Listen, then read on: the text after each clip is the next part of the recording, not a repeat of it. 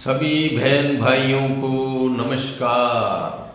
आज हमारी वार्तालाप का मुद्दा है गिरगिटिया केजरीवाल, जिसको मैं मुफ्तीवाल भी कहता हूँ, उसके कर्तव्य देखो। इनके कर्तव्य देखो। पहले तो रालेगण सिद्धि वाले भोले भाले बंदे को उठा के लाए और मंच पे बिठा दिया, खुद उनके प्रवक्ता बन गए। और ये पढ़े लिखे भी थी, IITN है, और वो जो इनकम टैक्स अफसर भी रहे हैं भाई। ठीक है। अब क्या है कि यदि शैतान पढ़ लिख जाए तो बहुत बुरी हालत कर देता है लोगों की।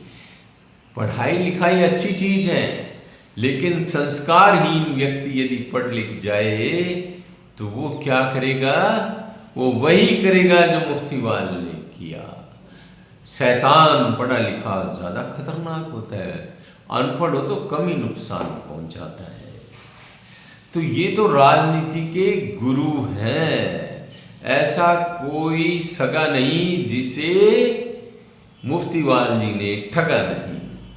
अब इन्होंने देखो जी, मुफ्त की कल्चर लाए, मतलब पहले भी थी तमिलनाडु वगैरह में, और भी थी, पर क्या है कि इसको बढ़ा चढ़ा के इन्होंने लागू किया। मतलब जो गरीब गुरबा लोग थे, झोंपड़ी वाले थे, और जो बेचारे बड़ी मुश्किल से गुजारा करते थे, उनको इन्होंने दिवा स्वप्न भी दिखाए, और साथ में मैंने तुम्हारी बिजली माफ कर दी, पानी माफ कर दिया, पानी का बिल माफ कर दिया। अब क्या है कि वो करने से आदमी को तुरंत ही थोड़ा लाभ महसूस होता है। अब वो ठीक है, महसूस हो गया। श्रद्धा का दिखावा करते रहे, हनुमान मंदिर में गए, लेकिन यमुना की दुर्गति इनके कार्यकाल में होती रही। 7,500-8 हजार करोड़ रुपए केंद्र सरकार ने दिया, उसका कोई, अब देखो वो तो सरकार हिसाब ले लेगी कहाँ कहाँ खर्चा क्या। तुमने यमुना की तो हालत खराब कर दी, कोई सफाई नहीं की, तुमने माना ही, सड़कों की हालत खराब कर दी। जो गरीब आदमी होता है उसकी एक त्रासदी होती है, वो ज़्यादा दूर तक सोच नहीं पाता। कारण क्या है? वो रोजाना की समस्याओं में इतना उलझा रहता है कि उसके पास ये फुर्सत नहीं होती कि मेरे 5 साल बाद क्या होगा, मेरे 10 साल बाद क्या होगा, मेरे बच्चों की पढ़ाई लिखाई का क्या होगा। फिर इन्होंने क्या है कि वो भी थोड़ा ढोंग इसमें डाल दिया कि स्कूलों की ओर ध्यान दिया। कहते हैं कि मैंने ध्यान दिया, लेकिन वो तो रेखा जी जा रही है, रेखा गुप्ता जी जो नई CM है, तो वहाँ देख रही है कि इनके स्कूलों की क्या दुर्गति है। एक आधा मॉडल स्कूल बना दिया, वो जो आए उसी को दिखा दिया, टॉयलेट को कमरा तक बता दिया इन्होंने, और उसमें भी ठगियाँ मारी हैं इन्होंने। और अब जो CA, इसी तरह इन्होंने मोहल्ला क्लिनिक बड़ा नाटक रचा। अब मोहल्ला क्लिनिक में जब दवाइयाँ ही नहीं होंगी और डॉक्टरों के लिए मिनिमम सुविधाएं ही नहीं होगी, मेज कुर्सी तक नहीं होगी, तो वो मोहल्ला क्लिनिक क्या कर लेगी? तो अब क्या है, इन्होंने मोहल्ला क्लिनिक में भी 1-2 अच्छे मॉडल बना दिए होंगे। जो बाहर वाला आए, इधर उधर वाला आए, हमारा मोहल्ला क्लिनिक, हमारा दिल्ली मॉडल, हम पंजाब में भी वो लागू करेंगे। तो भाई वो तो छांट के दिखाते हैं, अपनी लोकेशन दिखाती है सरकार, ये तो हम लोग जानते ही हैं। कोई आएगा तो अपनी सेलेक्टेड जगह दिखाएगा, वो सारी जगह देख लेगा क्या? कोई नहीं देखता। इसने टारगेट किया गरीब गुरबा को। अब क्या है कि कांग्रेस का वोट बैंक कौन सा था?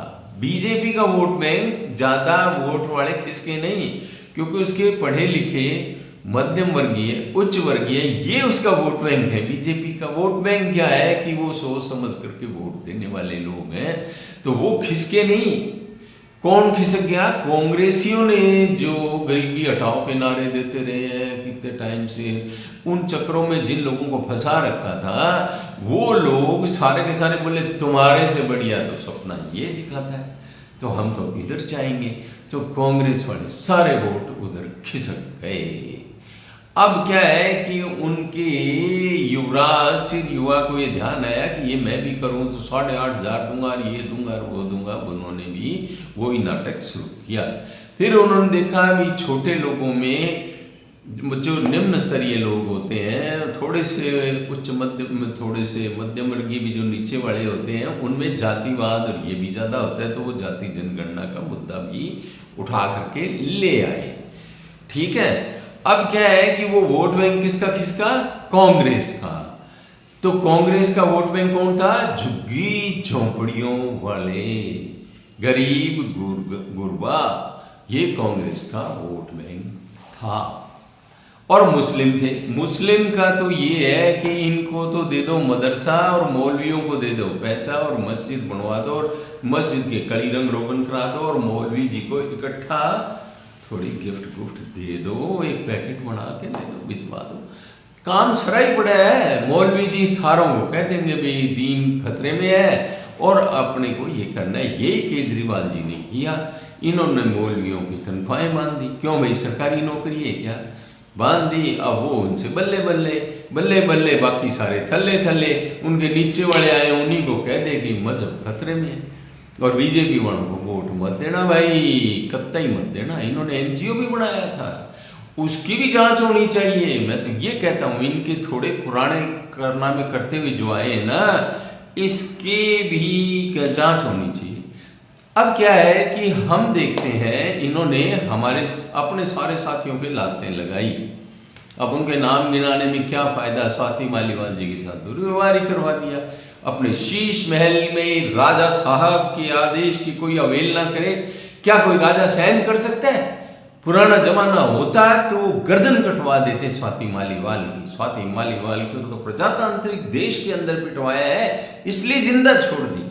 वरना राजा लोगों का मूड बताया ना तुम्हें, वो क्या करते हैं, अपने साथियों की सबके लात लगा देते हैं। अकबर ने अपने जिसने पाला पोसा, जिसने निगरानी रखी, इसकी सत्ता की गद्दी की रखवाली करता रहा, बहराम खान उसका नाम था शायद, उसके भी लात लगा दी थी। राजा लोगों का यही काम होता है भाई, तुम मानो मेरी बात। फिर या IITN वगैरह मैंने बता ही दिया। अभी शैतान पढ़ा लिखा हो तो वो ज़्यादा लोगों की हालत खराब करता है। गरीबों को लॉन्ग टर्म पॉलिसीज कम समझ में आती है। मोदी जी की क्या है, मोदी जी ने कहा मैं सोलर पैनल लगवाऊंगा, जिससे क्या है मुफ्त बिजली वाला पंगा ही खत्म हो जाए। और फिर क्या है कि जो नेशनल ग्रिड है जिसमें बिजली आती है उस पर ज़्यादा बर्डन भी ना करे और हर एक को मुफ्त बिजली मिलती भी रहे। अब पानी के लिए भी, अरे पानी यार दे ही तुम जहरीला रहे हो तो मुफ्त में दो ना, जहर मुफ्त में दे दो। अब मोदी जी क्या है इसके लिए भी करेंगे कुछ, हेल्थ के लिए, जैसे आयुष्मान योजना। आदमी की समस्या क्या होती है, बिजली, पानी, हेल्थ, रोटी के लिए वो अनाज भी बांट रहे हैं। अनाज हमारे गोदामों में पड़ा था, पहले सड़ रहा था, इसलिए उन्होंने देना चालू कर दिया। हाउसिंग के लिए, रहने के लिए क्या चाहिए, झुग्गी में रहते हो, कहीं कहीं बना लेते हो, फिर रोजाना तुम्हारी झुग्गी आके तोड़ी जाती है। पर यार तुम्हें समझ में नहीं आता, यदि कोई कह रहा है कि तुम्हें मकान बना के दे दूंगा, और उन्होंने बहुत से मकान बनवाए भी दिल्ली में, लेकिन केजरीवाल जी ने आपको नहीं आवंटित किए, क्योंकि आवंटित करते तो मोदी जी का नाम हो जाता, फिर तुम उनको वोट देते। अच्छा, इसलिए भाइयों आजकल वो विपश्यना कर रहे हैं, पहले भी करके आए थे। तो भाई ये विपश्यना क्या चीज है, ये क्या है, क्या एक बार बैटरी चार्ज करता है दोबारा फिर बैटरी चार्ज करने चले जाते हो? पहली बार ठीक से नहीं किया था क्या? और पंजाब में वो तो मान साहब को भारी पड़ेगा इनका विपश्यना। भाई हमें तो ये लगता है वो या तो मक्के की रोटी और सरसों का साग और ऊपर मक्खन, ये इनको ज़्यादा पसंद है। पर ये चक्कर नहीं है भाइयों, ये चक्कर है राजनीति का। इनके दिमाग में जो कीड़ा कुल बुलाता है वही कीड़ा वहाँ काम कर रहा है। किसान आंदोलन चल रहा है तो कहते हैं उसमें भी इसका हाथ है। मान साहब की इनकी खटिया खड़ी करेंगे या कोई लेन देन का झगड़ा होगा, पक्का ही होगा। अब इनका टाइम टीम 10 एक दिन है शायद उनका, वो होशियारपुर की कोई पास ही गांव में पिंड में रह के सेवा करवा रहे हैं, जहाँ अच्छी सना सुना और इनकी वो जो रक्षक खड़े हैं और बेचारे बड़ी ही सादगी से अपनी विपश्यना करेंगे। उसकी कॉस्ट भी लगानी जानी चाहिए, कितने में पड़ी गरीब आदमी, आम आदमी की विपश्यना। ये बार बार विपश्यना करते हैं। और भाई तुम बंगलोर जाते, वहाँ क्या लेने गए हो? बंगलोर में सबसे अच्छा सेंटर है और वहाँ गए, पहले एक बार विपश्यना की थी, बैटरी डिस्चार्ज होगी, दोबारा चार्ज करवाने चले गए। कितने टाइम में चार्ज करवाने की जरूरत पड़ती है विपश्यना? या फिर अभी छुप के रहो, ये क्या है कि रिपोर्ट वगैरह ये आती रहेंगी, मैडम रेखा जी बहुत ज़्यादा इस पे इनको इनकी भेद खोलते रहेंगे। मीडिया के साथ इनके संबंधों की जांच होनी चाहिए। इन्होंने कितना फंड दिया, कितने ऐड दिए, और मीडिया जो है ना, इनकी नालायकी का भी जांच होनी चाहिए। जिसने इनको चढ़ाए रखा और लोगों को बेवकूफ़ बनाने में इनका सहयोग किया, तो मीडिया पे भी नज़र रखनी चाहिए। तो ये मैं बार बार कहता हूँ, मीडिया भी जिम्मेदार नहीं है हमारे देश का। उनको टीआरपी चाहिए, उनको धन चाहिए, तो उसकी भी जांच होनी चाहिए कि इन्होंने कितने कितने पैसे किस किस को दिए, कब कब दिए, और ऐड पे कितना खर्च किया, टोटल बजट कितना था। इसके लिए मानदंड तय होने चाहिए। क्या कि भी आपके टोटल बजट का तुम 1%, जैसे एजुकेशन में कितना दिया वो तो कम दोगे और ऐड में ज़्यादा दोगे, क्यों भाई, क्या चक्कर है तुम्हारा? तो इसके भी जांच होनी चाहिए भाइयों। तो आपको यदि मेरी ये वार्तालाप पसंद आए तो लाइक, शेयर एंड सब्सक्राइब कर दिया करो भाई। थोड़ा ज्ञानवर्धन हो जाता है, बातचीत चलती रहती है, थोड़ा हौसला बढ़ता है कि मेरी बात को लोग सुनते हैं। पुनः पुनः धन्यवाद।